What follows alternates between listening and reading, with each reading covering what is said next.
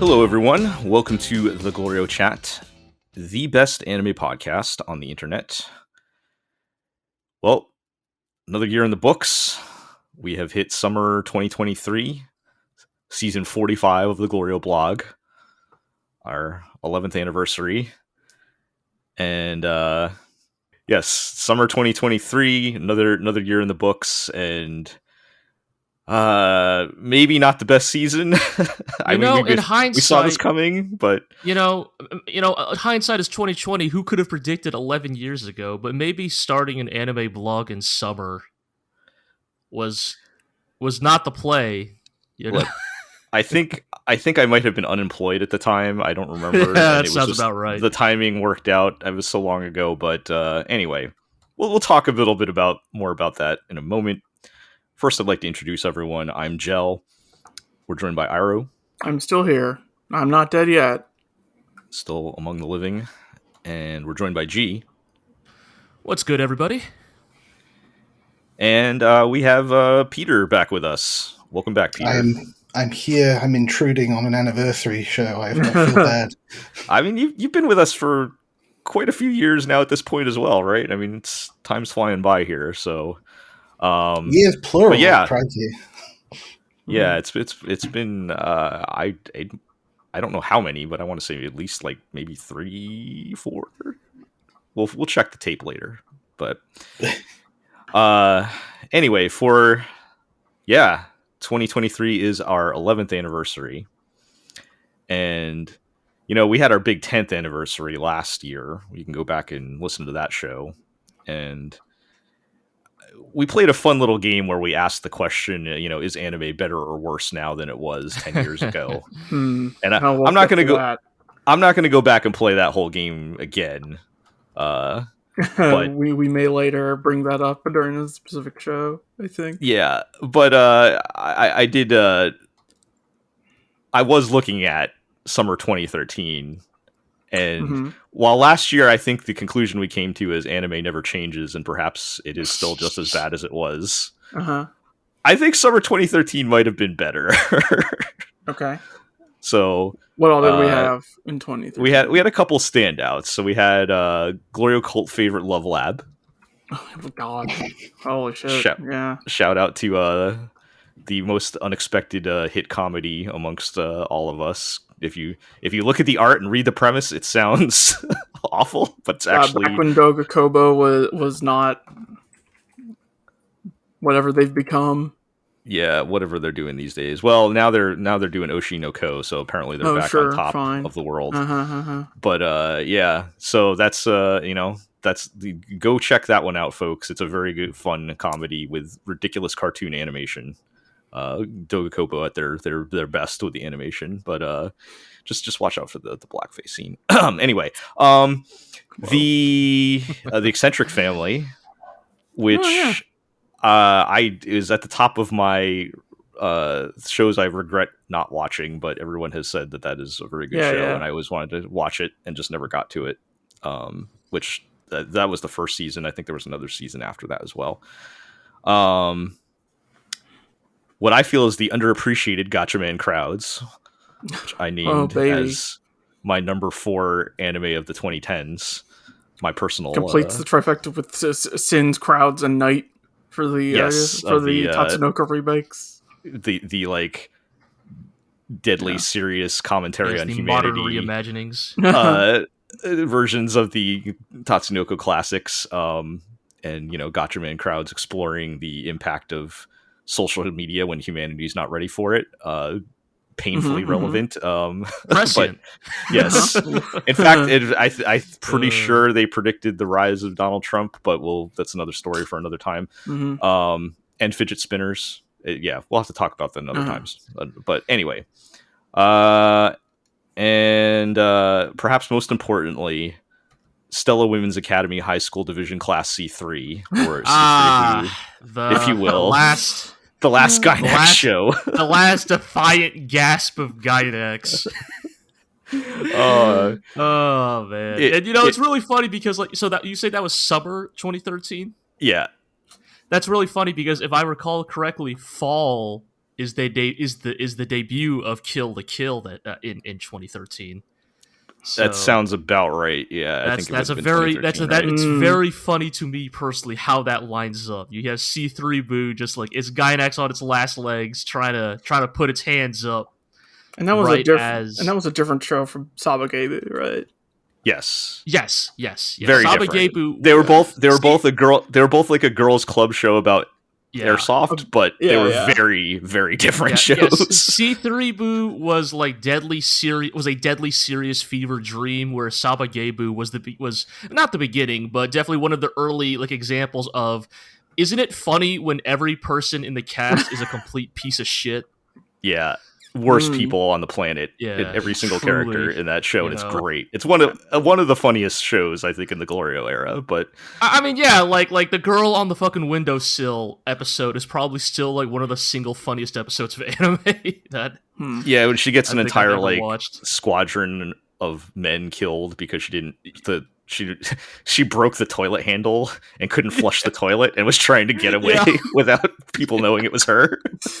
All right. Anyway, that show was great, but yes, that comes later. I think that was either the next year or whatever. But so there were a couple good shows. 2013 summer. I don't think there's that many good shows this season, but that's what we're here to talk about. The thing I'd say about this season is like, I feel like I watched a lot of shows this season that like have interesting ideas or potential, but nothing in the first episode alone that has me like instantly locked in the way that a really good debut does. We'll get into specifics, but there's a couple of these shows that are like, I really want to like this, but there's like one thing missing somewhere, keeping it from being like really good, right? And I guess that's something. I mean, and some of these, I think some of these did fare better in the second episodes, depending on which ones we stuck with. But let's get into it, and we'll start talking about some of the returning shows here, some season 2s. We'll kick it off with Jujutsu Kaisen, which it's back. I actually did not watch this because I think we talked about in a previous show why I did not feel interested in watching this, but you guys checked it out, right? We did. I don't think you were wrong, Joe. Well, I mean, so we can kind of get into it, right? Which is like Jujutsu Kaisen second season. Jujutsu Kaisen is a bit of an interesting, I don't want to say anomaly, but its place in Weekly Shonen Jump is very interesting to me because it's obviously become very popular thanks to the anime. It kind of received a similar bump in popularity that Demon Slayer got after it got its very high profile adaptation. But like Jujutsu Kaisen, the way it's written, which obviously the mangaka could never have predicted that like the way in which the story, the show, it would pop off in the mainstream. But like the way it's written, Jujutsu Kaisen is almost like uniquely suited to like squander all of its momentum because like immediately after season 1, right, or the first season, you get the prequel movie, which is like cool, but has like zero connection to any of the characters you actually like. No, right. It's like, then Maki is there as a side character, right? Yes, like Toto is there, right? But it's like again, it's like they're kind of like on the side, right? They're not the focus. And then you go, okay, well, sure, that's fine. It's a prequel movie, and hey, it was still very impressive visually. Hey, 90 minutes just cool anime sakuga. Yeah, prequel movie is nothing new, right? That's common, right? Yeah. Oh, yeah. Totally. Yeah. But then Jujutsu Kaisen's second season starts up, and it's also a prequel. Right. We are getting the even further of the past. Yes, we are getting the like Naruto Kakashi flashback arc, but like way earlier than most shonen manga seem. When a shonen manga decides to do this type of prequel arc, they usually wait until the main cast is pretty firmly established. Mm-hmm. Right. But Jujutsu Kaisen seemingly decided, what everybody wants? We want the Gojo flashback, right? And Gojo is not Bakugo levels of bad, but he occupies a somewhat similar position of the mainstream love this character, right? He is like by far the most popular character in the manga, right? And ranks number 1 in the popularity polls all the time, right? So clearly people like him. But, like, as Iro and I kind of discussed, Gojo is kind of like, what if All Might sucked? Yeah. I think he's fine in his supporting role, but I don't want him to be the main character, which in the prequel he is, right? So and that's kind of what makes this prequel a little rough, right? Is like that combined with the fact that, like, if you have watched literally a single shonen in your life, you know exactly how this prequel goes, because it is the classic, like, pride comes before the fall.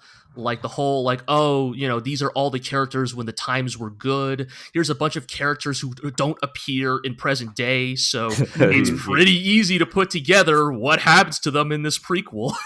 Yeah. It's, they do the thing of like, Gojo is like, Gojo is the Bakugo in the sense that he is the brash, overconfident one who says weirdly, like, Darwinist things like, actually the strong should be the only people who are allowed to have rights, whereas the villain in the modern day, the villain was a part of Gojo's like 3-man Naruto crew, and he's like the kind-hearted, idealistic one who believes that the strong exist to protect the weak, and that like the weak, the lives of the weak have every much a reason to live as the strong. And it's like you can see it all. You can see, exactly where this all goes. To be fair, Jujutsu Kaisen's strong point was never innovation, right? But you just kind of know exactly what's going to happen, right? But and so, like, the only really interesting thing kind of left then is like Mappa's production, which even without Sung-Ho Park is admittedly still quite good. And I really want to bring it up because I watched season 2 of Jujutsu Kaisen, which again is like competent. I wouldn't even necessarily say it hits the same highs as like Sung-Ho Park's directing, but it is pretty good. Yeah. And it pisses me off because even like this like kind of lesser version of Jujutsu Kaisen gets closer to the platonic ideal of how Chainsaw Man should have been adapted rather than how they chose to. Here we go. Because like the thing that Jujutsu Kaisen's second season does really well is that it actually does a really good job of balancing like moody, ominous cinematic directing. Like there's a lot of directing shots in the second season that very clearly take inspiration from live action media, and not just live action media, but like horror media, right? Like, now that you mention it, I do feel like maybe those two shows do kind of have similar vibes as far as mix of like lovable dirtbags with like kind of the more creepy horror type of elements to them, right? And the thing is, like, again, like, Jujutsu Kaisen, the manga, is not cinematic, right? I mean, I've read a couple chapters. It does not have that type of cinematic directing, but Mappa chose to do that for the anime, and it really works. But more importantly, the characters are still goofy weirdos, and when it's time for action mode, when it's time to switch to Shonen Sakuga mode, it does so effortlessly, Or even like, just, like, 90s Shonen gag mode. Like, yeah, right? Like, chibi deformed heads talking in bubbles, that sort of thing. Like it has no pretense that like, this is like this is going to be something like, above your standard anime, right? Like it has elements of it in its directing, but at the end of the day, it recognizes, look, this is shonen anime, it's here to entertain. And I'm watching this and I'm like, God damn it. This is literally this is all you had to do for the Chainsaw Man anime. And I think people would have been happy. Just do a normal Mappa adaptation. Like, yes, and it's like Jujutsu Kaisen season 2 is proof that even like baseline Mappa, like not even A-team Mappa, could have probably have pulled it off. Yeah. Well, I'm never going to shy away from a chance to dunk on the Chainsaw Man anime, so that's fine. But I mean, it's just disappointing, right? Because I wish we could have carried on with the characters that they put so much effort into getting us to like them last year, and this is what we get. Are you guys going to keep up with it, you think, or was it just maybe a curiosity at this point? Maybe a bit more. I don't know. What else is there to watch, dude? I guess that's the thing. We'll get into it like this. It might just win by default. That's a good question. What else is there to watch? Right? Indeed. What else is on this list? Let's move to another season 2. Peter, if you want to refresh our memory on the Duke of Death and His Maid, which was a show that you were watching, but was this was the one? It was like the guy like can't touch people or they die, right? Yeah, if he touches anything that is alive, whether it's plants, animals, or humans, it dies. Right. And so, because he got cursed when he was a child, and so his parents sort of banished him to like they're like this is a duke. They're rich people. He's been banished to the slightly smaller mansion that's like, right. but it's in the middle of nowhere. The Branch family mansion. Yeah. And so he's sent out with a butler and a maid, and most of the show is just the maid just being excessively horny constantly, but and the guy not being able to do anything because he can't touch her. But at the same time, there is the ongoing story of trying to find the witch to get uncursed, and also it's kind of wholesome at the same time. Like you've got the maid Alice just being absolutely ridiculous, to the point where even the opening theme has the Duke singing about sexual harassment that he's experiencing from his maid. But at the same time, the plot is the fact that because of the maid not being afraid of him and flirting constantly, he's not alone, because at the very start he's quite miserable. And so we've had season 1 already, and so like the final episode of the first season was more like we've got a bit more information about the witch. We've got some they've made friends with a couple of witches who are like friendly ones, but not the one who put the curse on them. There's a mysterious witch who's voiced by Ikasayoko, so you know that she's going to be important. Inafugo, yes.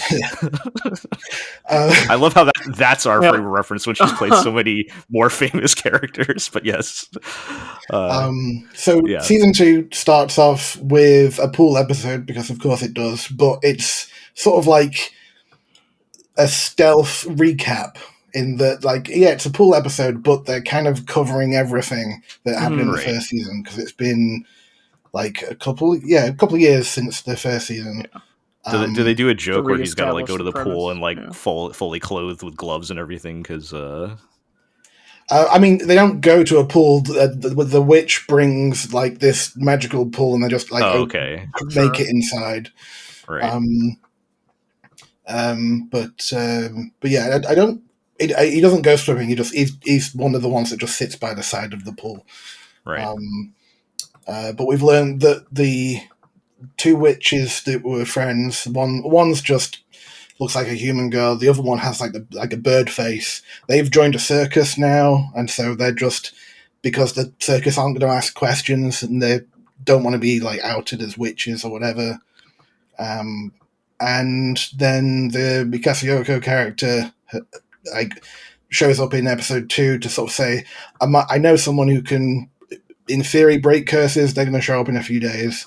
But I need you to get the Birdface witch to me, because he can control time, apparently, which I don't think they really established in the first season. So I don't know. Maybe they weren't expecting the second season, but yeah. But overall, it's a show that I feel it feels like I have to defend it, because it is extremely horny and full of fan service. Right. But it still manages to have a pretty wholesome story behind it and actually kind of interesting characters. The little bits I've seen look charming. I think it was another one I just didn't have time to really watch, but I think I get what you're saying, though. It's like, yeah, they kind of have the jokes that sound like horny jokes, but in reality, it's still pretty wholesome, right? Like, it's, nothing wrong with a little fun flirting, I guess. But yeah. So I mean, it is. Go ahead. Just briefly, because I think one thing that sort of sets it apart as of the end of the first season is you've got two actual couples. They know that they're in love with each other. The Duke of Death and his maid, and the two witches. They are just straight up couples at this point. So there's no weird like harem stuff with the sister, won't they? Yeah. But which is a bit different, I suppose, than will they, won't they? Yeah, it's more like, well, the whole like if I touch you, you die thing is kind of holding things up, I'm sure. But other than that, it's obvious what's going on to everyone, right? Yeah. Okay. And it seems like season 2 is just kind of carrying on from season 1. Like the same staff and everything. Yeah, it's same staff, same voices, and first episode was largely a recap. Second one was sort of starting to see a bit more what's going on with the witches side of things, and I think the next episode is probably going to be pretty story heavy in theory. Right. Okay. All right. Well, it might be something to, if none of these other shows are sticking, might be something to check out for sure. Okay. Sorry, Jel, you have to watch all 26 episodes of Vinland Saga season 1 first. I do. So me personally, yes, I have to. I've already have things on the backlog, which we may talk about later. But, all right, let's go on to some new shows. Yes, and I feel like a show that probably has similar vibes to the one we just talked about. Let's talk about. Is that the full? Did I miss a word? Undead Girl Murder Farce. Yeah, I was going to say, shouldn't it be Undead Girl Murder Farce? Yes. Yeah, let's talk about that. So I think this, if you should listen to our preview, this caught our attention primarily because it's directed by Shinichi Omada, who directs two of certainly my favorite shows, and many of us of the past like 10 years, with most noted for Kaguya-sama Love is War, but also Showa Genroku Rakugo Shinju. And watching this, the guy's got range. I was going to say, as a director, because this is another type of show. A very interesting departure from what I would have expected based on that. Not like the other two shows are also completely on the opposite ends of the spectrum, but this is like another direction. This is a third direction. So adapted from a novel. Yeah. so did you guys watch the second episode? I have only watched the first. I've watched both episodes. Okay. Yeah. I would say, for better or worse, I think watching the second episode gives you the full scope of what the show is going to be like. The second episode feels like it should have been the first episode. Yeah, probably. But just to recap briefly, this is like a, alternate history murder mystery type of thing from, the 1800s. The main character is a girl who is a head in a bird cage, and she is carried around by her assistant, who is an Oni, and her maid. And they have gone to Europe to find her body, but in the meantime, apparently they have become infamous monster detectives. And the reason why we say the second episode should have been the first episode is we don't learn all of that until the second episode. Yeah, see, really. I didn't pick up on any of that from the first episode. The first episode is sort of like the prologue that introduces how the characters met, and then the second episode is like a year later in Europe. They are now running around. Yeah, I'm of the opinion that we didn't really need the first episode. That could have been a flashback. Yeah, I mean, as someone who only watched the first episode and can only speak to it, right. I mean, I'll say for my part that this is one of those shows I was alluding to where I said there's things here, right? Like there are pieces here that I could see myself really getting into, but like, I did not have a full picture of like, I wasn't locked in, right? Like there are episode ones of anime out there where you watch it and you instantly go, oh, okay, look, I'm watching this for the rest of the season, right? And Undead Girl Murder Farce. Does that have a cute Japanese abbreviation yet? Like Undead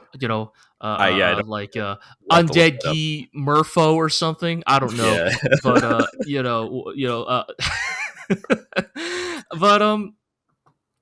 I guess, yeah, I will say that, like, the directing definitely did a lot of the heavy lifting in that first episode to have me go, okay, there might, because, like, the premise itself is, like, it's very much like, oh, here's this, like, self-destructive, monster of a man with nowhere to go, and he's just, waiting for the day he finally kicks the bucket, like, right? And, the directing does Yeah, go ahead.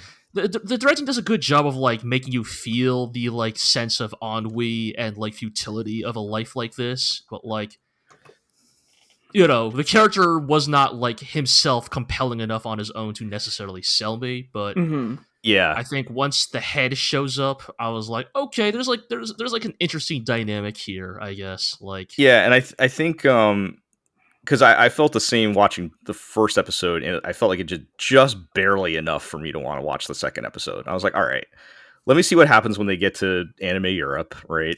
Yeah, and I do think the second episode, while I don't think it was, there were still some, I think, issues with it.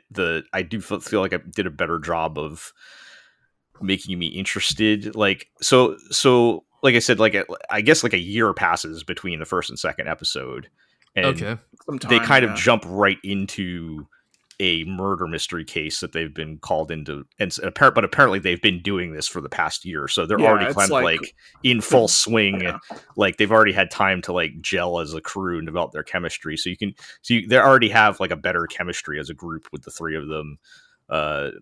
And I kind of liked that they're not, like, entirely joyless as they were in the first episode. Like, there's some like fun, stupid bits, like when she's telling him to count with his tongue and stuff like that, right? Like, there's some personality to it. And also they start to fill in the world building, which they did not do any of in the first episode. One of those, like, all these stories and mythical creatures are true kind of setting. So there's a lot of this one is stuff, but so this one's focused on vampires because we're in Europe, and like they kind of just immediately jump into this scenario, and the guy starts talking about, well, ever since they took down Count Dracula, and I'm like, okay.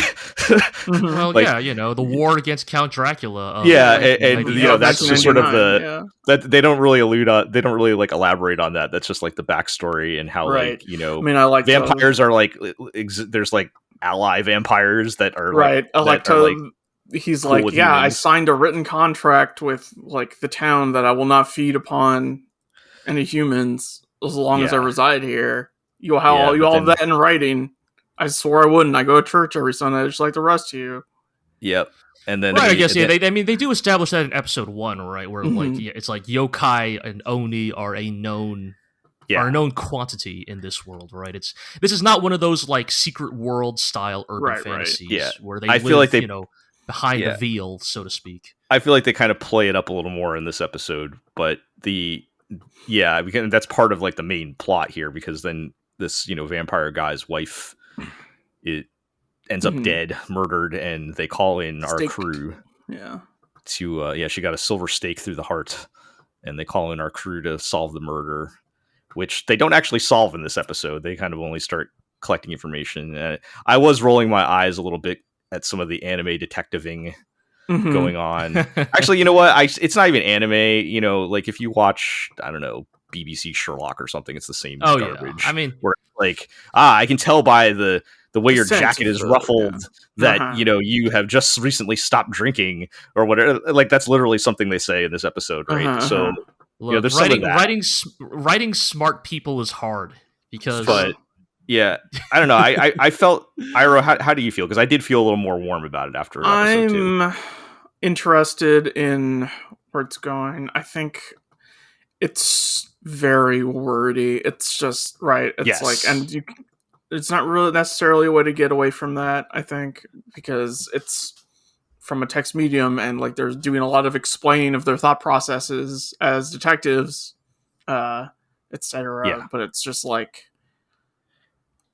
director's trying real hard to keep little, at parts I'm just like, get on with it, please. Right. A little bit, especially when, like, you get to the end of the episode and it's just like, oh, we didn't actually solve anything. This is going to the next episode.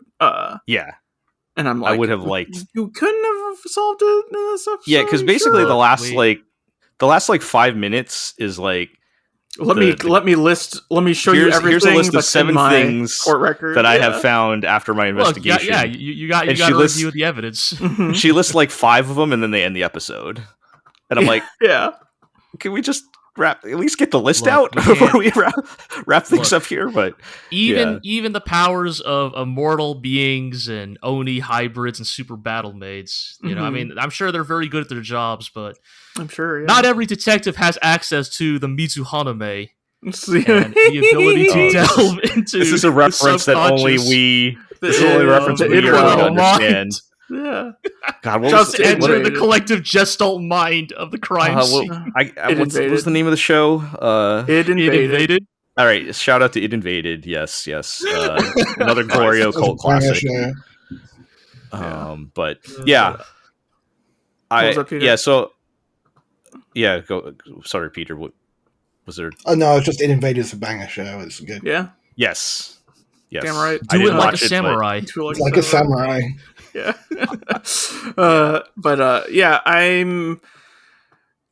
I'd like to see more of Undead Murder Farce. I'm not like super bought in yet. I don't think it's like I'm interested in where it goes, but I want to see even more, right? Yeah, I will say for my part, even before what you guys started describing episode 2, I'll say that like episode 1, you know, again, we're grading on the curve of this season, but like episode 1 was enough to make me go, yeah, okay, I'll get around to watching episode 2 of this, right? Like this, yeah. I guess we'll see where this goes. At the very least, I want to see.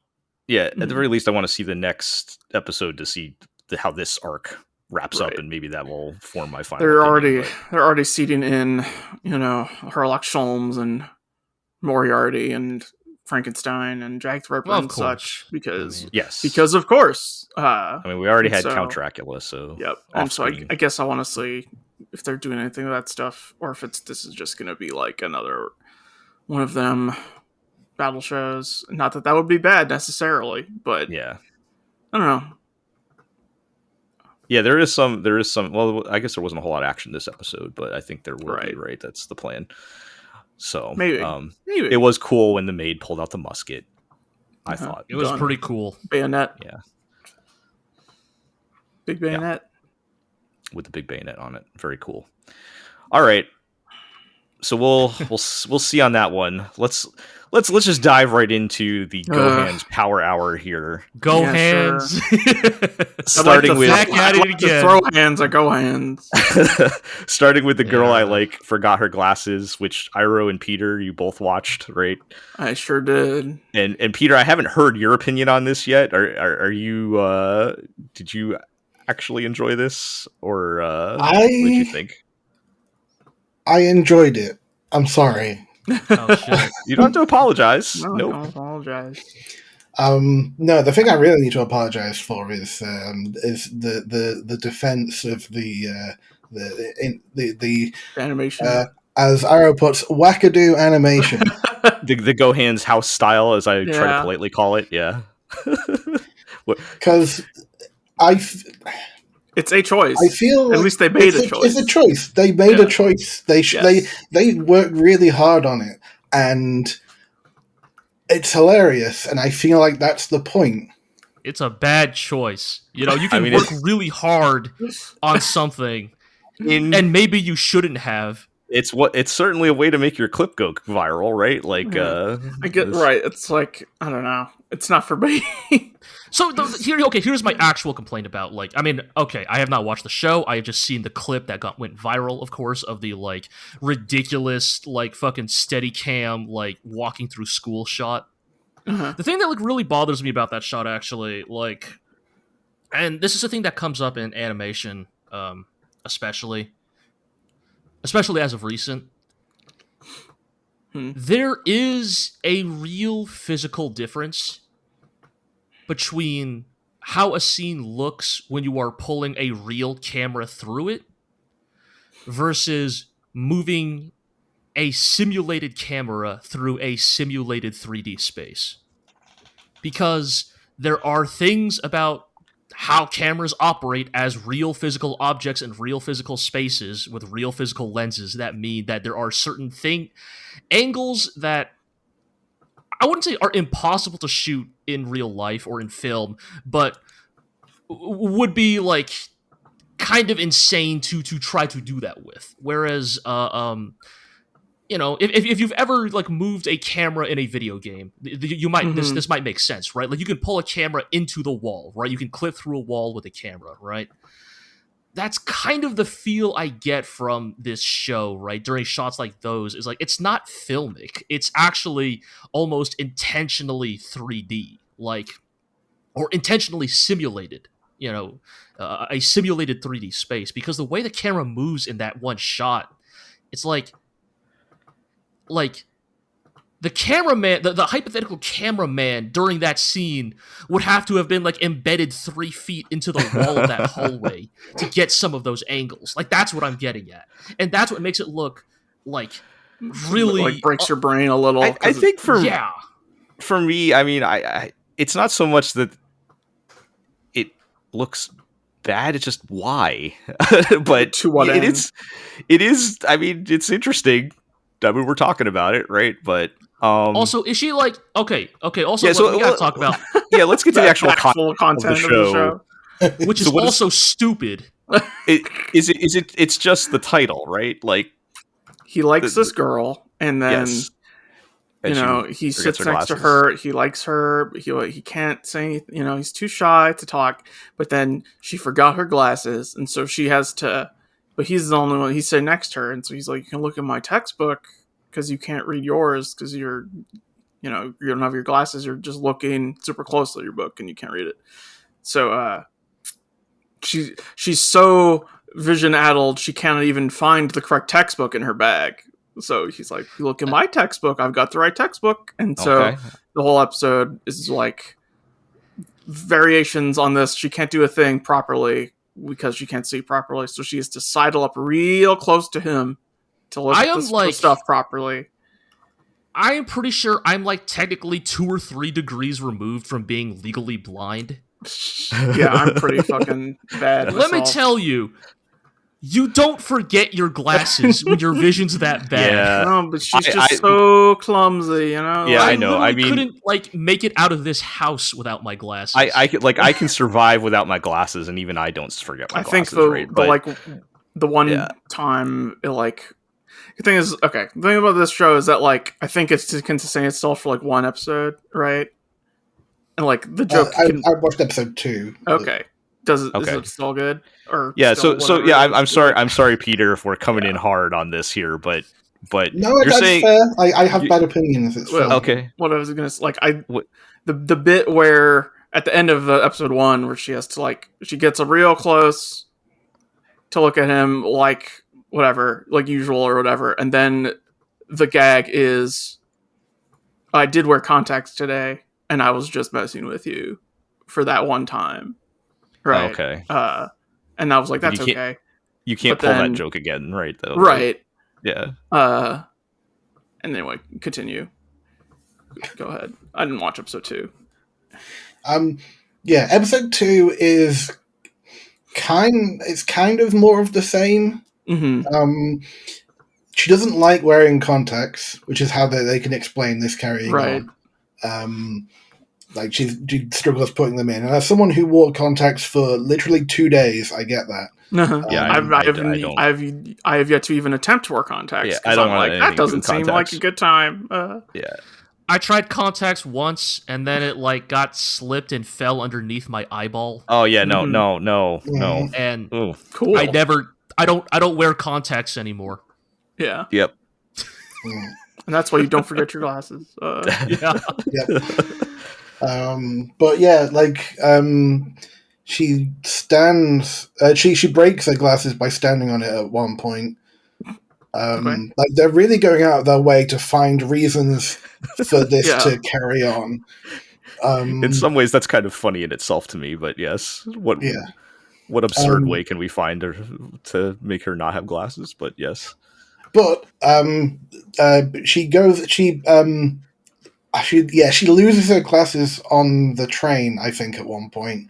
Or at least she's on the train going to somewhere to get new glasses anyway, because her prescription has changed. And, she needs help getting to the shop itself. And, I feel like I feel like I'm enjoying the show, but I'm struggling to really identify why. I do like how it looks, put like the weird animation aside. Like outside of that, I think it looks really nice. But like, and then I feel like they just did the weird animation stuff for episode right. one. It looks fine the rest of the time, right? And it's just like occasionally I'm like, why are you doing this? Is how I felt, right? Because I'm trying to remember what else Gohans have done. Like, they've done some stuff. Because like the thing that I think of is Seitake Akuindamo, which so that's that or like God, what was that show with the Copelian? Do you guys remember that one? Those kind of look a little more normal, but I think they're most notorious for something like, say, Handshakers is the most famous because that's by far the ugliest. Where they not only had like the spinning cameras, but they also had like just blobs of color splashed all over the place for no reason. Horrible After Effects filters everywhere. Yeah. That's like the most. That's like the Gohan's meter cranked to 110%, right? But they're not all at that level, so that's kind of like the worst one. But well, the reason I mentioned Seitake Akuindamo is because the film that they did opens with an extended Steadicam shot that is very similar to the one in Forgot Glasses. Like starts off in the sky, goes through a plane, like from the front to back, and then like there's some like stupid jokes, and then it goes down to ground level and is following a dog throughout the school in a shot that is almost identical to the shot in that bit in Forgot Glasses. I think whoever owns the studio might mandate that they do one of those shots per series or something, because that also happens in the next show on our list. But unless you guys have anything else to say about, I mean, I don't. I think like the whole, it's whatever. The whole thing is she's glasses. Why you make the show about how she never has her glasses? You know. I respect that they have apparently doubled, tripled, and quadrupled down on that. But yes, but yeah, that shot also shows up in the next show on our list, the other Gohan show this season. The Masterful Cat is depressed again today. Mm-hmm. Just apply that to an office instead of a school, or also her apartment, oddly enough, at some point that they spin the camera through there. But yeah, it's got that. It's got the weird desaturated colors that they like to do so much. It's got the questionable CG cars and whatnot. More curiously, Gel, does Gohans have a single funny bone in their body? Are you you know what? I'm gonna say this show. I'm gonna stand up for this show. All right. Whoa! I actually like this show. Man, multiple Gohans apologists to this. Did we actually podcast. say the title? The title is The Masterful Cat is depressed again today. And Volition is shouting at me. This podcast has been compromised. So, this is a comedy about a young woman who works at an office, and she is a drunk slob until one day she saves a kitten, and this is not an ordinary kitten. It is a masterful cat. And the kitten grows up to be a human-sized cat who does all her cooking and cleaning and household chores, etc., and helps get her life together. And before it moves on to the next person. That's unrealistic. A cat would never help anybody. Okay, so here's the thing, G. I thought that exact same thing, right? and it's funny because the cat doesn't talk. He does get very brief moments of inner monologue. And I was like, oh, this is clearly a fictional magical cat because he's very helpful and cares about his master.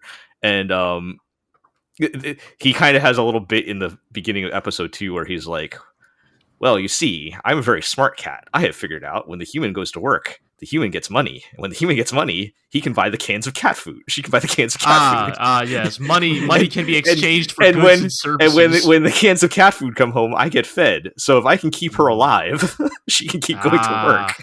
All right. Yes. So not so selfless after all. Yeah, and so like the kind of humor comes from the fact, other than the absurdity of a human-sized cat. Right. He kind of like is still a cat and occasionally can't fight his cat instincts, but also he's very smart and capable of doing all these human tasks or whatever, and that's kind everyone can see the cat, right? Like they can see that it's a human-sized cat. Yes, which leads to other problems, but yes. All right. That's what they're working with.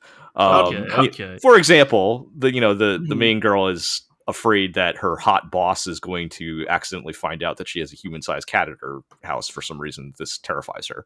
Or in episode 2, he just goes to the grocery store to pick up, the vegetables on sale, of course, because he's a masterful cat. And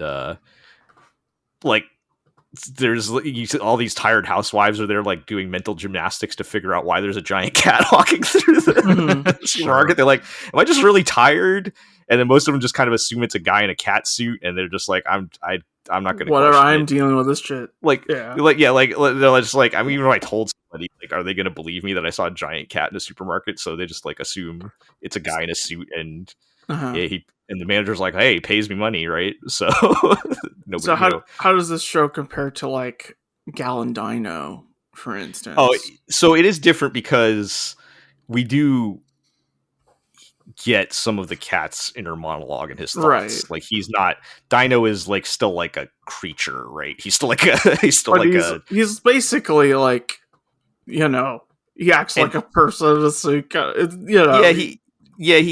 that's true. He does have you do not get any monologue from Dino, but Dino is basically just like a big child, right? Yeah, no, this like I would say the cat here is a little more complex than that, because there's also a certain and this might be me reading too much to it, but I don't think it is, because the title is The Masterful Cat is Depressed. There is a little bit of a sadness to it where you feel like he probably rather be out chasing birds or something. Like by becoming burdened with human intelligence, it has become burdened by human failings. Yes. So I think they're trying to like flip the stereotypical like sad housewife type of tropes into a cat, right? Which is absurd. But it's still like kind of mostly funny, like lighthearted slice of life stuff, right? But I think they intentionally kind of have a tinge of that sort of melancholy into it, and I think it's pretty good. I mean, it's not like I'm excited to watch the new episode the first minute it comes out, but I'm enjoying it. Okay. So there you go, Go Hands. Go Hands. Go Hands. Yeah, and I don't know why. Maybe it is the absurdity of this concept, but the Go Hands weird house style stuff doesn't bug me that much. If the premise is a little more like intentionally surreal, and I think much like the Glasses Girl show, I don't think they do it very often after the beginning either. Like you get your mandatory spin the camera, fly the camera drone. They probably realized actually that anytime they do that, it goes viral. Yeah, I'm serious. Like, well, I mean, it probably would have gone. This one probably would have gone viral if it came out first. So it is very weird that these are airing in the same season. I feel like, I can't speak to like all the deals that are made with like studios and like the production, the productions and the channels they air on, or how they're distributed. But I guess these two shows are different enough that there's not really a worry of like overlap. But because of what we know about how anime is produced, it's like, does that mean Go Hands is producing both of these shows at the same time concurrently? Yeah, I would one was think done in most already, cases right? One was kind of already in the can, or I guess so, far enough along, right? So who knows? And all scheduling got messed up from the ripple effect of COVID, so who knows All right, Joe. Well, tell us then. Is the absurdity of the premise enough to sustain the next show on this list? All right. Let's talk about Reborn as a vending machine. I now wander the dungeon. The only isekai on this list. This one grew on me. Peter, you also watched this, right? How did you feel about the vending machine show? So my original thought was that. So there's a thing that I've noticed in some of the really bad isekai shows that I've watched, where the presence of the isekai person is largely inconsequential. Like, it could be anybody, and they're sort of brought along by the people with them. Mm-hmm. And this is the logical extension of that, where they're literal inanimate objects. They are a super powerful, basically, tool to always bail out the fantasy characters, and then also be a Greek chorus unto themselves. Right. Yeah. And I feel like they could have some fun with it, but I guess I am worried that eventually they're going to get like a human form or something and completely nullify the... We'll get into something that happens in episode 2 that kind of made me concerned about that. But I will say the concept is so thin in itself that, like, I feel like they maybe did like the best they possibly could with it, and just the concept is so dumb that it's just, you can only go so far with it. But I mean, to just kind of recap, I mean, obviously the title kind of gives you the plot, but they do very much lean into this vending machine thing. Like, the guy really liked vending machines even before he was killed. I mean, in the nation of the vending machine, naturally. He was riding his motorcycle behind a truck that was carrying a vending machine, and then the vending machine fell off and crushed him to death. And betrayal from the vending machine. Yes, ironically, and he was reincarnated as a vending machine into this fantasy world. And they do a couple of things that I liked with this idea, because even though in the key art you see he has like the anime eyes and everything, to everybody else he is just literally a vending machine. Right. Like, that's just whenever we hear his sort of inner monologue, you see the eyes to kind of make him more personable. But in reality, everyone just sees him as a vending machine. A vending machine, which is like a concept that people in a fantasy world would have like trouble comprehending. Yeah, right. So he can't talk, but he can use like the canned pre-recorded phrases like, please insert coin, or thank you, have a nice day, or whatever, right? So he has to figure out how to like communicate with that. And then also, how does he get stocked up? Well, glad you asked, G. Like, where does he get his refills from? So he apparently has received enough magical blessings from the gods to spend points to restock himself. But to get more points, he has to. And also, even to stay alive, like to keep the electricity running, he has to spend points every day. So he actually has to keep selling to stay alive. And he can spend more points to like change his stock and stuff. So there's like a very... I didn't really love all that because it's very video gamey. But there's question. They have to deal with that somehow, right? Because otherwise, he's just going to run out of stock, and then the show's over. Question: as a vending machine, does he sell like vending machine type things, or does he sell like health potions? No, he sells modern Japan vending machine items. So coffee, hot Pocari Sweat. Yeah, Pocari Sweat, hot corn soup, that kind of stuff. Melon soda. Yeah, there's probably melon soda at some point.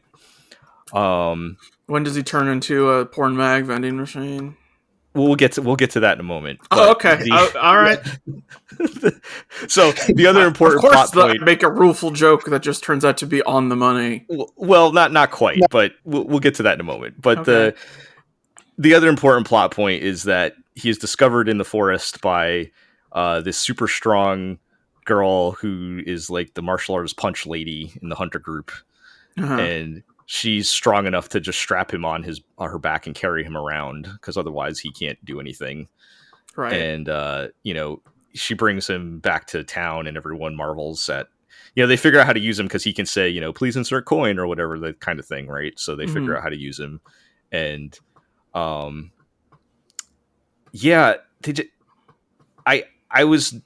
think they started to win me over in episode 2 because they just start doing some dumb things I liked.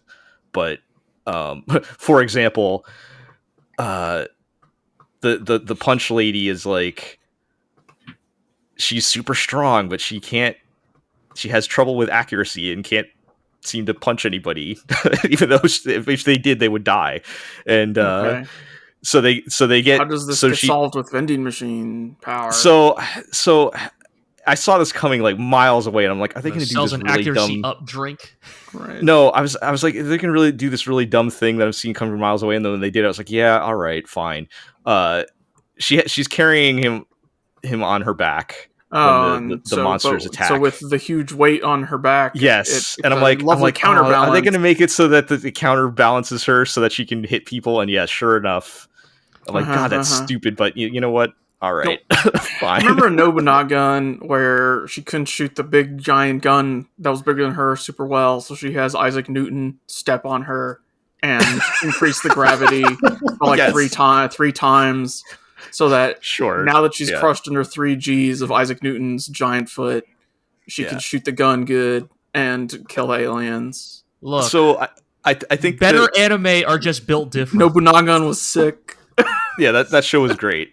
One more stupid thing that happens in episode 2, and Peter, you can chime in if there's any other ones you want to mention. But the long story short, they're getting attacked by there's like these frog people that they're trying to Sawagin fight, or something, and the well, they're more like actual frogs, but there's the giant frog boss is coming after them, and they don't know what to do because they're trying to help the injured guys escape, so they can't do anything.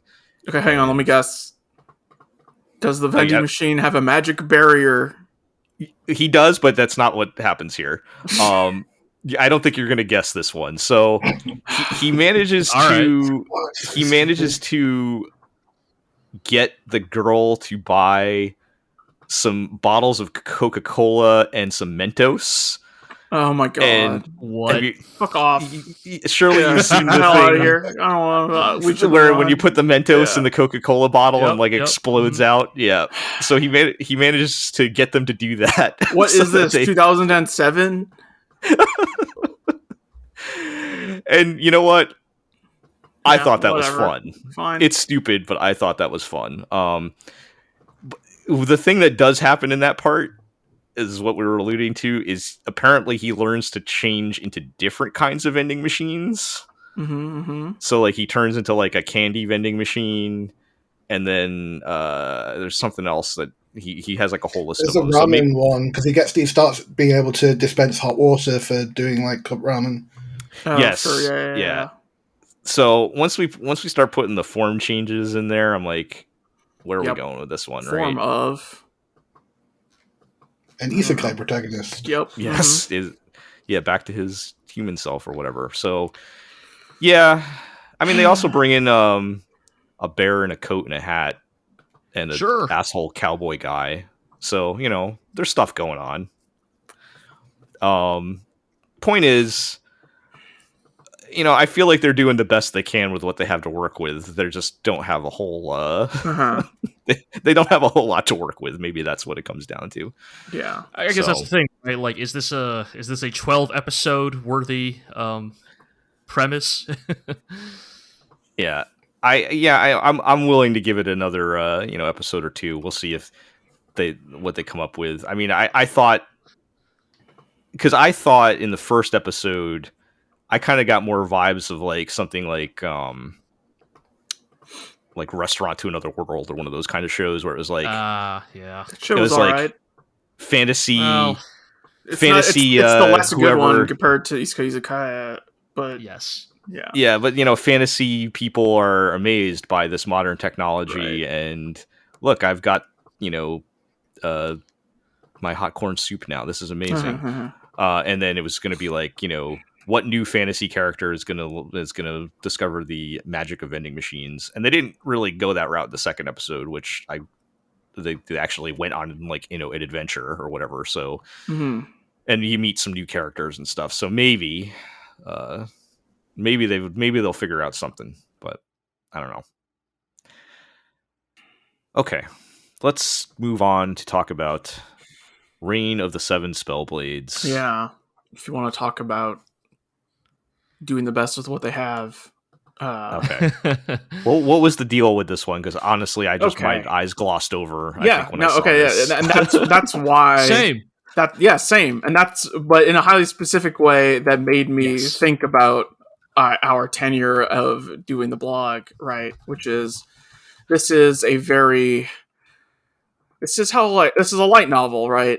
So it's they're going to a magic academy. You've got your main dude who's got dark hair, and he's a little smarter and more put together than the rest of them, and analytical, and all of these other characters are also here at fake Hogwarts Spellblade Academy, Kimberly and they Academy. all have their own personality quirk that makes them stand out, right? Yep, and including one girl who's a goofy, she's a goofy me-headed samurai in an otherwise Western Harry Potter-ish magic academy. She is framed as a foreigner from the mysterious East. Yes, but she's the clear main love interest, and all of these other characters are probably going to get paired up, and as they go on wacky adventures at Kimberly Magic Academy or whatever. And my eyes completely glazed over while watching this show. Yeah. Basically. Oh yeah, I've got little birds dancing in my head right now. But then I thought about this after we watched the show, and I thought to myself, this is when we started doing this blog in the early to mid 2010s. I thought to myself, back then, this is what I would have considered the nadir of anime. We would have relentlessly shit on this show in 2014. That's how I felt about it. I would have just torn the shit apart. I would have hated it. Of just I would have considered this just as low as we can go. And then, for God's sake, the Ron Weasley of this story is a dude named Guy Greenwood, and can you guess what type of magic he's good at? Plants. Yes. Plants. Yeah.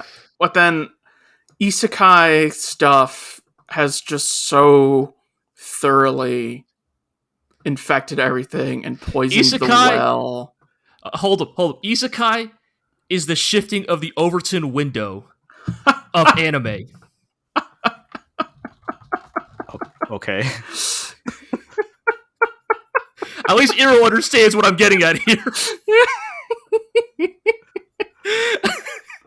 Fucking hell. What would have once been considered an unacceptable opinion, or an anime that would have once been considered unacceptable in the modern in discourse, has now become baseline tolerable because of how much worse it has gotten in the last 10 years. Is this the same as how I kind of feel vaguely nostalgic if I see an old school harem anime show up, even though exactly. Even though they're objectively terrible and I hate them. Yes. It's but I still feel a little tinge of nostalgia. When that's literally what it is. No, I was watching this and I was like, damn, I wish I miss when this was the worst we got. Yes, that's what it was. Because it's that weird thing it seems so mundane and inoffensive compared to isekai stuff, when it's the end of the episode is literally he's going for a walk in the early morning while thinking about his tragic backstory about how his Osana Najimi died or whatever, and Samurai Girl is bathing in the public fountain with her boobs out, right? And he's like, oh, you can't bathe out here. And she goes, oh, no, what are you talking about? It's just water. I'm just bathing. What's the problem? I don't see an issue. And he's like, oh, you put my jacket on. Oh. And we're and here's the thing, right? It's whatever. It's the eye roll, anime shit. But it's at least this character isn't about to put a fucking shackle around her neck. Or talk about how slavery is in fact actually good. Right. He's gonna enslave her to get revenge on the girl that broke his heart. And he's not pulling up a status window. He's not pulling up a status window to look at his cheat skill at level 1. That's the thing. That's the thing we have to make clear, right? Is this is a light novel. It is not isekai, right? Like I mean, it has all the things, it has all the trappings that eventually become what we know of as isekai, but like nobody got hit by a truck. It's of another era, right? Like, right? It feels like, and that to me was the thing that made me go like, I have to talk about this show just to communicate this feeling. No, totally. I'm watching the show and it's like, all right, yep, here's the protagonist. He's a little bit more clever than the rest, but as far as I can tell, he doesn't have a cheat skill. You know, yep, you have Samurai Girl who's like strong, but maybe not very smart. You got the Ron Weasley best friend who's like he's the chill, laid back one. Yep. And then you have the bookish boy, the nerdy boy who comes from he doesn't come from a magical bloodline, so he worked extra hard to get in. He's the scholarship kid. Yep. Then you have the Ojo-sama, but she's nice. She's the Ojo-sama with a heart of gold. And then you have literally anime Hermione Granger, because she's the one character in the first episode that's like, hey, isn't it kind of fucked up that we use magic to enslave demi-humans like trolls and goblins? Weird. Anyway. Then everyone just shrugs. I will not watch any more of this show. No, of course not. And I just am... It's like I was struck by, the movement of the anime Overton window. This is oh man, I was just struck by that feeling. A benchmark to see how far we've come. It's just fascinating, right? Like, my standards have been dragged. Yeah, I mean, by the standards of anime, honestly, fucking God, I can't even remember the name of this goddamn show. Reign of the Seven Spellblades is right up there with Vinland Saga Season 2. In terms of anime's ability to question the morality and ethics of slavery. Yep, clearly, yes. Yikes. So it's closer to that end of the spectrum than the other end of the spectrum. So you're saying you're saying I should watch this then instead of Vinland Saga? Is that, oh my God. Or it's basically the same, is what you're telling me? Yeah, they're basically the same. You might basically as well. What difference does it make? All right, that is an interesting point, but it sounds like people should not watch the show.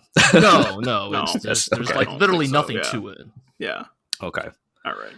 I don't know. Let's move on to the Gene of AI, which I did not get it.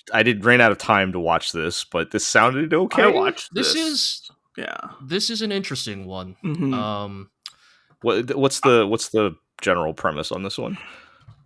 So basically, it kind of takes place in this future world where, AI personhood is a thing. There are AI people who are integrated fairly seamlessly into society. And in fact, it exists in a world in which it is established. Like, this is a world which has already gone through the, like, AI person civil rights like arc of these types of sci-fi stories. Like, there are legal protections that like ensure that, like, for example, it is illegal to copy or back up the neural data of an AI person, who in this world are called humanoids, which makes it a little confusing. So just going forward, if I say humanoid, I mean like an AI that's a person thing that makes way more sense in Japanese, where you can say that the English word humanoid but versus then, like ningen, right? Yeah. But so it is explicitly established that humanoids, like every humanoid, despite being an artificially created being, is in fact, in theory, meant to be also the only one of them, right? They are fully bespoke individuals. But seeing as there's a law that says you can't do this, you can maybe kind of see where this sci-fi story is going, right? Where what happens when you do copy and make, like, what happens if you do have the backup data of an AI person? And what happens if, like all digital information, it can be copied endlessly? What if you have the AI of somebody who was particularly well suited to crime? Would it suddenly be very useful to have multiple copies of that person? Or not even somebody's well suited to crime, but somebody who's easy to cajole into doing crime. Yes, exactly. And at that point, why do you even need the original human and that's the other thing they established, right? Is that these neural, like, these neural nets are like based on human neural nets, right? Yes, they are based off of a human base, right? And right.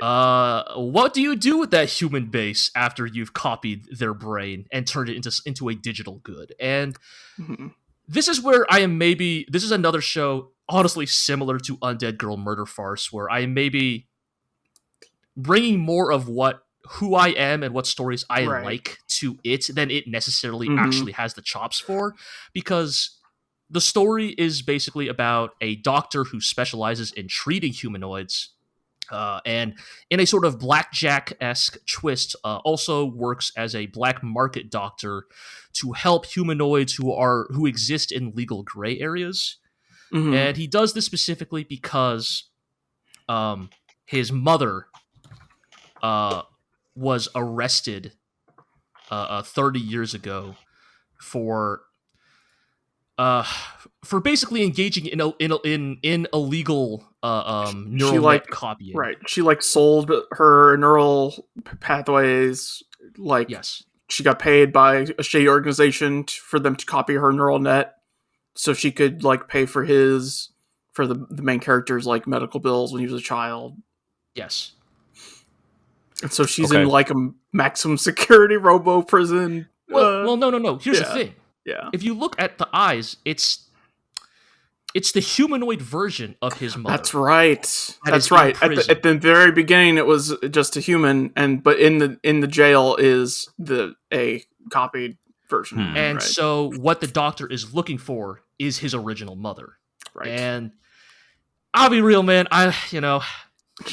You throw a sci-fi premise at me like this at me, it's kind of catnip. I'm like, oh hell yeah, let's go. Okay. Did you watch the second episode? I did not. Okay. So I was gonna say real quick, having not watched it, this all sounds like things I have seen before. Yes. Where is there some, I guess, angle they're taking? I guess the on the timeline of human rights, usually these stories are in the struggle for, AI human rights or whatever. So I guess being further down that timeline is a little bit different, right? Yeah. But so, what happens in episode 2? Is that we just explore a completely different concept regarding humanoids. Yeah. Right. Okay. Yeah. It's about a high school student in the track club who's a humanoid, and his friends are, in the track club are normal humans, and his this humanoid kid struggle to do track, and whether or not he actually has the hard limits to his ability because he's a robot or not, whether or not he can keep up with his human friends, because he feels like maybe he was designed to work within a specific limit of capabilities, right? Right. Whether or not that's necessarily true or not. I mean, that's, again, I guess that I could also see that being an interesting story about artificial personhood. I guess, is the show an anthology then? Is that it seems like it? There's also a subplot. Right. There's also a subplot in this episode where the doctor, who has a twin-tailed nurse assistant who is a humanoid. Yes. And she gets upset because a big-boobed, pretty lady humanoid is there, as a former colleague of the doctor.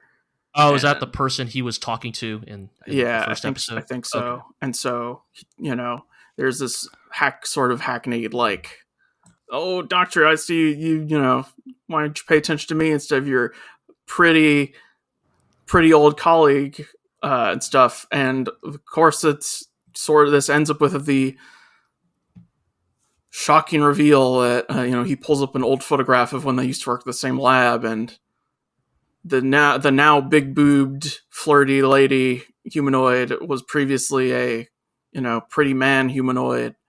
And okay, they're going they there. Give the sort of hackneyed but they've decided that they live beyond gender. Right. Okay. Sort of line. Sure.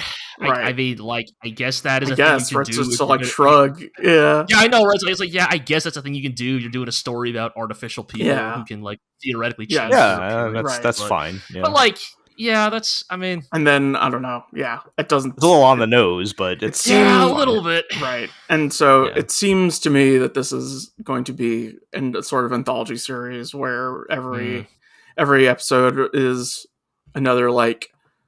And this doctor is treating another AI person who has some sort of problem that's unique to being an AI person, right? I mean, this is why I did compare it to Blackjack at the start of like, it kind of has that vibe to it of like, oh, what's the case this week, Doctor? Yes, but, right. Yeah, I don't know. I guess that could work. All right. Yeah. I guess the thing, right, is like, again, like I will admit, like I am projecting a lot of my hopes onto this show, but like if I were to like look at it clinically, this is not Vivi. Right. Like this is not this. Even from episode 1, this show does not have that same like confidence to like tell you what like this is the kind of story we're about to tell about AI personhood. You know, like it doesn't have that to it. It also doesn't have that production. Yes, because like I feel like episode, you know, shout out to Vivi Florida's song, but I feel like that show also what I don't, and you guys can tell me if I'm correct. What you're telling me also sounds very dry, whereas Vivi has had the like the bombastic cinematic appeal to it as well, to like the style and the presentation to like there's something to be said. There's totally something to be said about your style and presentation, right? Like like as much as we all kind of rolled our eyes at the like the idol like or pop singer like half of Vivi, it justified it in the end, right? It showed us why that part actually matters to to the story, why the ability to sing and the ability to create song like thematically ties to this idea of the pursuit of like individualized personhood. I think the issue with of Gene of AI is like it doesn't really have that like X factor to it, right? Like the ideas are really interesting. Like these are all things that like the Gene of AI almost feels like, oh, did somebody like make an anime adaptation of like an obscure Asimov short story from like 1960? I really like the bit in the first episode where they're like, every time there's a raid in like on a criminal organization, this same guy is always arrested and is always like crying his eyes out when he's arrested because this personality pattern has been already proliferated in the black market and we can't do anything about that anymore. And so there's like, always this same dude getting arrested in every drug cartel raid. That does kind of no matter where on earth. And there's a fun like existential crisis to it, right? Because the main plot of the first episode, right, is the doctor is treating one of his black market patients, right? Which is it is a humanoid couple with a human daughter, with an adopted human daughter, and the humanoid couple performed an illegal backup because the wife. Got injured not long ago and concerned about her health. The husband decided, well, let's make a backup just to be sure. And it turns out that the backup itself caused a like backlash corruption that is now corrupting the current version of the wife that exists in the humanoid. And so now the backup is the only clean version of that personality that they have left. And they get into like that person, think about like you making backups on your computer. This backup's only a week old. You're only losing a week of data. How much have I done over this past week? Oh my god. And that is the thing. How much have you done over that past week? And also from the perspective of the wife, it's not me. That backup is already a different person now. And I would really hate to have to redo everything I did this past week, but and like the low key well, here's the thing, Jill. And then also like the child understands this too, right? Yes. And like, and to be fair, Jill, from your perspective, you wouldn't have to relive that week. You just wake up 2 weeks later, of you having had to go through that week, but it's not. It's not part of your memories anymore, and that stuff I really like how it plays in those areas. But it's the presentation is very lacking. The OP is really odd. There's a lot of like really ugly looking CG babies. Like I don't know why there's so many CG babies in this show. Yes, I don't know, because they're being. I assume the humanoids are sort of like replicants or whatever, where because they seem to grow. Like it's just like if I had a nickel for every like really bad CG baby that showed up in this episode, the true form of Gygas's attack, I'd have like 4 nickels, which is a lot more than I'd want. Yeah, that's you'd be able to buy 10 minutes of Parkade. Yeah. Well, but the premise is interesting enough that, you know, I mean, I don't, you know, Eero's description of the second episode doesn't necessarily fill me with a ton of hope, but like, you know, I do love this specific like type of story, and so I'll probably give it a few more episodes to see kind of where they decide to take things. Yeah. Okay. Well, let's move on then to Synduality Noir. Noir. So this is the tie-in anime. Bamco. The what's it called again? The like Bandai Namco. No, like is it multimedia? Multimedia project. Multimedia project. Yeah. Bandai Namco's newest multimedia project. Once following again, trying to push Scarlet Nexus or whatever. Yeah. Yes. Once again, trying to push a thing in the hopes that they can make another Gundam. Spoilers: they won't succeed. Synduality Noir. Basically, here's the thing: watching the anime, it just felt like I was watching a video game. Yeah, and like not in a good way. And what I mean by that is like the premise of Synduality Noir is that it seems to take place in like this sort of pseudo vague post-apocalypse where like humans are under attack by weird, geometric bio creatures. They live under domes. They live in protected domes, and they have to venture out in these cool mech suits to go mine crystals or whatever to bring them back to the domes to supply the fight against, you know, these monsters, right? And every one of these mechs, I love the mech designs. They're done by Ippei Gyobu, who recently worked on Witch for Mercury. Like they remind me a lot of the Sakura Wars mechs.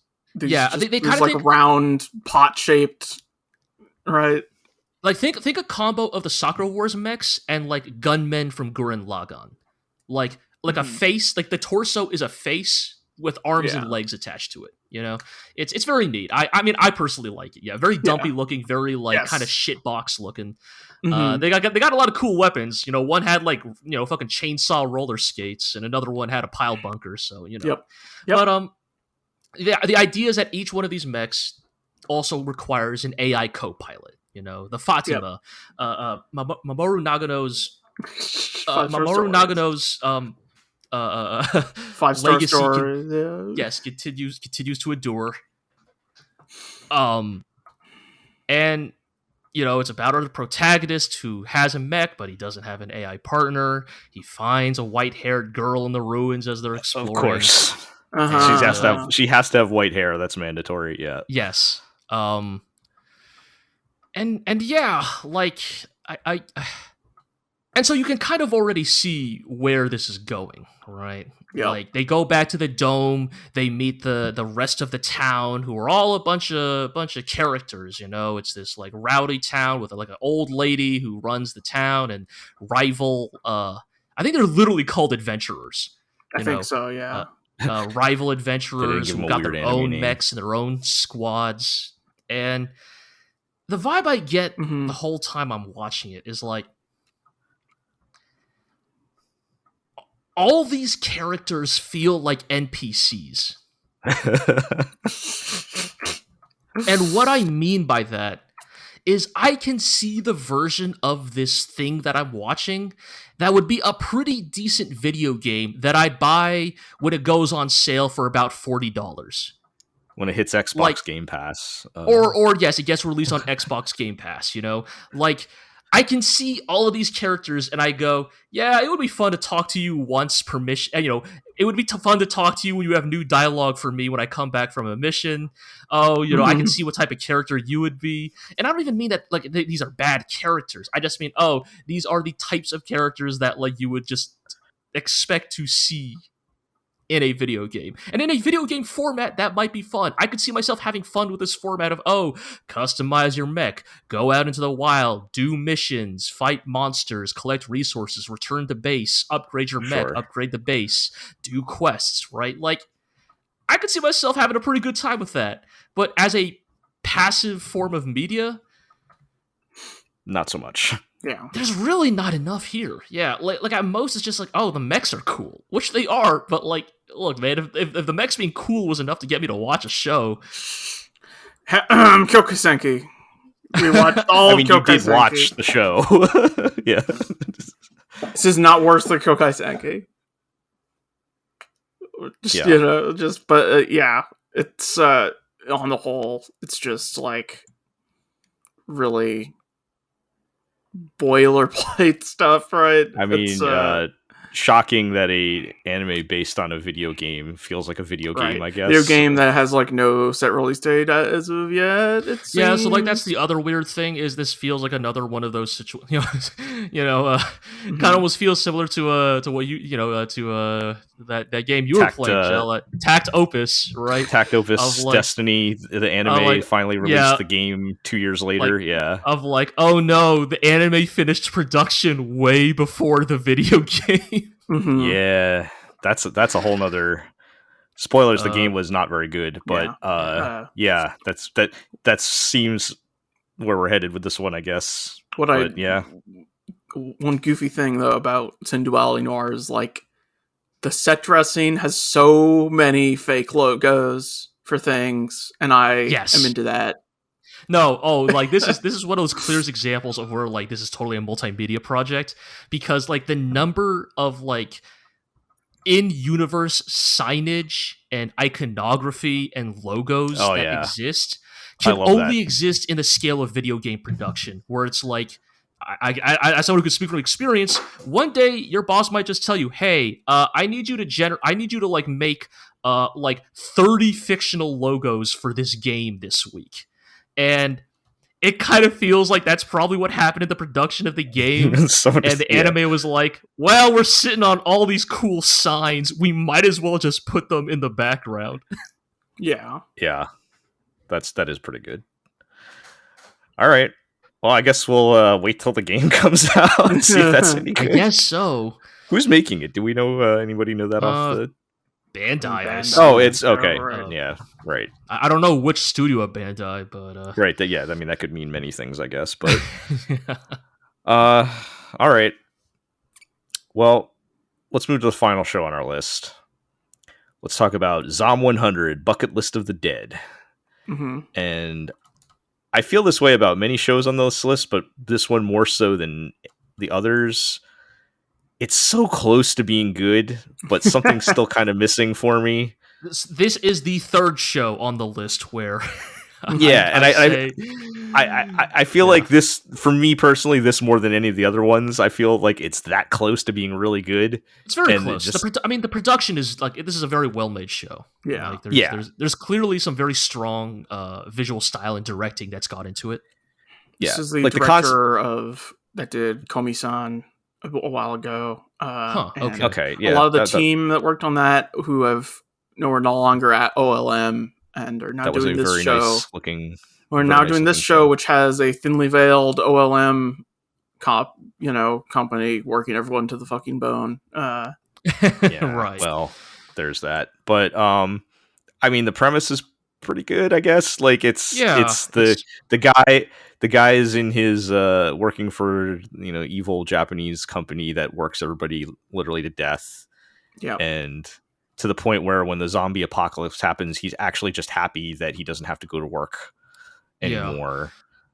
Yeah. This is kind of interesting because, like, I mean, it's I would say I'm not going to call it a brave choice. It's not brave, but like it's they make the relatively smart decision to like spend like easily the first like 15 minutes of this episode like hammering into you the banal cruelty of like capitalism or specifically Japanese like office culture, right? Like work culture, I guess.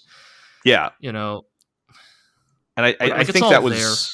I think that was, and I agree. I agree. I wouldn't necessarily call it brave, but it's like it's still a choice that not everybody would make to invest that much time in it. And I think it was the right choice to really, really make you feel, really make it believable that he would, at least in some capacity, feel relief that he does not have to deal with this anymore, right? And I mean, this is one of the common like thematic tracks of zombie fiction, right? Like, you know, it's often been said, right, that like where in the world a zombie story is written and made can often like tell you a lot about like what are the specific like, you know, anxieties of the time and place that piece of fiction was made. You know, the classic example, of course, right, is like, you know, the original John Romero like zombie movies are like, you know, lead very heavily into like the fear of, you know, the fear of the masses, which certainly has its, you know, own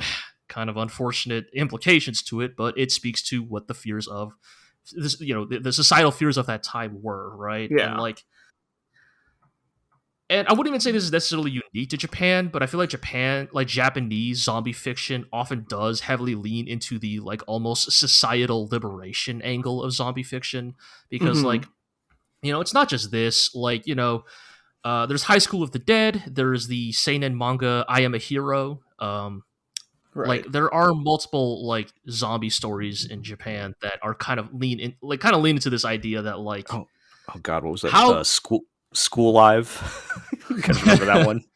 You know, like how much of a grind must your society be that like its complete societal collapse is almost seen as a form of liberation. Yes, I guess that you are the zombie, that the corpo, the wage slave is the true zombie, etc. We are the Walking Dead. Yeah, and the thing that kind of slides Zom 100 into like, because obviously there's the dark implications of this type of story that you often see in some American zombie fiction, where it's like, you know, where zombie fiction takes a little bit more of that libertarian angle of society has collapsed, now I, the strong man, shall rule, right? And the thing that makes that I think Zom 100 just barely manages to like skirt that with is like the very like the almost like refreshingly like fatalistic outlook of the protagonist. Like he says at the end of the episode, literally like, if I die tomorrow or in 60 years, like it kind of doesn't matter, right? Like I now have the rest of my life, whatever that means, you know, to pursue something, you know, beyond, you know, the grind of the corporate world. Yeah. And I think because it's even hard for me to pinpoint exactly why this is kind of what's holding this thing back on me. I think, I don't know if it's maybe just like too simple. Like they don't like the I don't know. The part that made me cringe the most was like when he sees the lady at the office and confesses to the zombie version of her or whatever. Yeah. And like, did you guys watch episode 2? I did not watch episode 2. Okay. So in episode 2, he makes the eponymous bucket list. Right. And like, so much of the bucket list is like, I want to meet the girl of my dreams, and all these like, and all these just like really just basic, like, I don't know, which I guess is fine, but it's like, I feel like it's not. He's almost like, the main guy is like almost too simple and I know what you mean, headed like, to engage with like the complex themes that are going on here. Right. I totally agree. I think the big red flag with this story, right, is like the strongest part of the story are specifically because of the transition from the grind of office life to the liberation of societal collapse, right? Yep. And like, if that's your thing, you can only do that once. Yeah, I don't know how the show continues from there on, right? Yeah, exactly. So let me tell you how it continues. Okay. So I think first of all, there were some things I liked and maybe some things I didn't like in episode 2. I did appreciate they do kind of make the main guy reckon with his situation a little bit, because I know the whole point is like he feels liberated, but it is still the zombie apocalypse, right? And he's kind of treating this as like a mild annoyance or whatever. And there is a bit where, they kind of remind him of his mortality, and that's what makes him write the bucket list, right? These are the things I wanted. He writes down 100 things that he wants to do before he gets turned into a zombie, because he's just accepting that that's going to happen at some point, right? And I thought that was a good way to kind of jump the story to the next portion for him. The other angle is they're going to be bringing in more characters. Right, I don't know if you guys saw the. I don't know if you guys saw the OP, because I don't think they played it in the first episode. Oh, then I have not actually. No, yeah. The OP is kind of a banger, to be honest. But they show a couple new characters, including one who's introduced in the second episode that I will describe as Workout Girl. I don't know if we ever got her name. And she's wearing like workout clothes, and she's introduced as his like polar opposite. I'm going to plan out and calculate everything I need to do to survive, and her list is the 100 ways to not get turned into a zombie. And it's like, I see. And so we've got uptight girl and loose guy who are and I think there's two other wacky looking characters in the OP that I'm assuming will join their survival party eventually. So I think that's where we're headed as far as like trying to mix things up. But I don't know, it's just like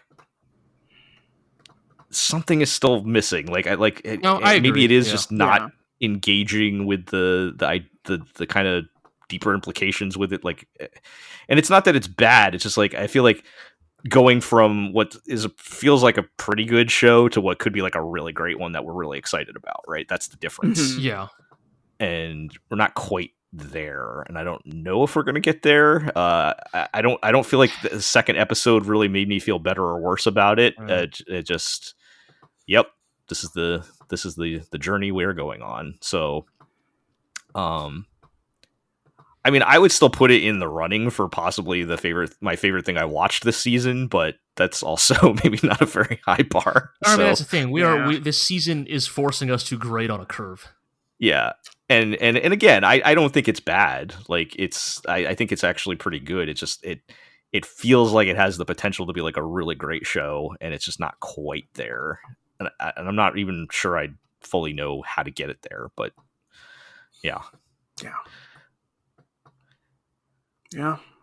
Well, kind of sums up this season in a nutshell, huh? Yep. Yeah, I feel like that's kind of like the microcosm for all these other shows, the entire season for me. It's just like a lot of these shows I liked, and they're so close, but just missing something. And we'll see. I think I'm surprised how many shows I will probably at least watch to episode 3, and I think we'll still have things to talk about next episode of the podcast, but I will see how things look after that. Right. I don't know if it is time to hit the backlog. We haven't talked about that. We haven't had to do that in a long time, thankfully. But I, El Guy and Zabungle are waiting in the wings. Whenever they need to be deployed, they're ready to go. Have you guys been watching more of it, or has that just been on hold until? Okay. Oh yeah. Well, perhaps the 80s Tomino Power Hour will return at some point, or who knows what else. But for now, I think that's going to do it. So let's hit our housekeeping. You can check us out at theglorioblog.com, where you can read our written first looks for all these shows and more. And there's probably some posts still waiting to go out here, so as of time of recording, but go check that out for our full thoughts, and including thoughts from some of the other GLORIO crew on these shows. You can still follow us on Twitter at the GLORIO blog. As of recording, if you have not exceeded your tweet limit, although actually. Yeah, that's the other thing I gotta figure out is we also can't tweet automatically from WordPress anymore because they broke that too. So There really isn't much there to follow at the moment, but I'll figure something out maybe. And of course, we are on co-host at GLORIO, although I haven't really been posting anything on there either. So I got some work to do, folks. I apologize. But you can subscribe to the podcast on iTunes, Google Play, Spotify, Amazon Music, Podbean, Stitcher, and of course YouTube, where you can like, comment, subscribe, ring that notification bell. I've been glad to see we have been getting some more comments across the board. Please keep them coming. We like to hear what people have to say. Tell us why we're wrong, and we can talk about it. Tell us why we're right. More likely. Well, nobody comments when they think you're right. I mean, come on. That's not how the internet works.